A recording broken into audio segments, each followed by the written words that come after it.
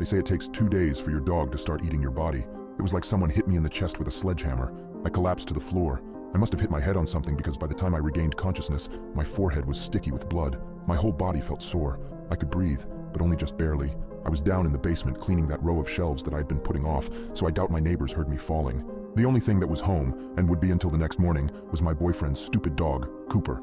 Jason picked him up from the pound even though nobody else wanted him. The scrappy little thing with wiry gray fur mottled with brown patches was no purebred, that was for sure. I wasn't a dog person, but Cooper was quiet, didn't pee in the house, and Jason took care of him most of the time. I was now hating the fact that Cooper was so quiet. If he nonstop yapped, perhaps someone could have come over and helped. But no, Cooper just meandered over to my fallen body and stared at me for an unnerving amount of time. He didn't do anything. He just stood there, staring. I tried to make my mouth work, tell him to go get help, but all I could do was make this dull, gurgling sound. My tongue felt thick and unusable, and all Cooper did was stand there and stare. He finally approached me, sniffing my head and whimpering ever so quietly. His warm tongue lapped against my bleeding head, which stung at first, but it did feel better after a few licks. After he'd cleaned up the blood, he backed up, nuzzled at my neck, and whined again. I wanted to beg that dog to start howling, making a bunch of noise, and somehow alert our neighbors that I was in trouble, but I couldn't do anything. I just had this scrappy little mutt to cuddle me as I lay there. Minutes ticked by. I could see the clock on the wall moving ever so slowly. I had to wait until Jason came home, I figured. He was going to be home tomorrow morning. I could last that long, right? I didn't feel like I was getting worse. I just had to wait it out. I could do this. I could live long enough for this. What I didn't count on was Cooper's lunchtime.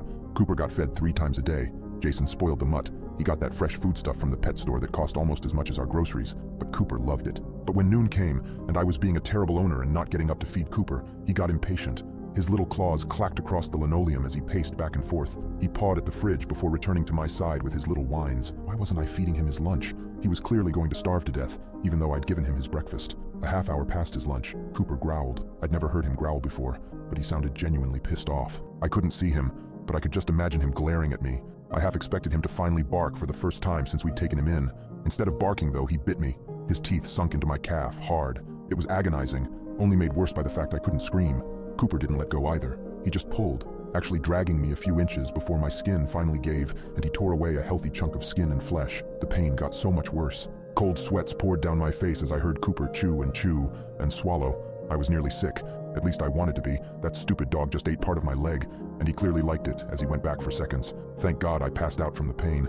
By the time he had eaten his fill and I was back to being alert, I could feel him licking the gaping wound, as if it would make it better. Or perhaps my blood was just his dessert course. I couldn't look behind me to see how bad the damage was. I just knew it hurt, but I didn't know how much worse it could possibly get. Dinner time rolled around. I spent my afternoon drifting in and out of consciousness, but when I heard Cooper growl again, my body forced me awake. I wanted to smack him. Any other day I could have drop-kicked that dog across the room, but even now I couldn't even twitch my littlest finger. I thought he'd go for my leg again. He didn't. He entered my line of sight and cold fear filled my vision. Cooper's face was covered in blood and gore from before, and now he looked downright feral as he stared at my face. I closed my eyes just as he lunged. His small teeth dug into my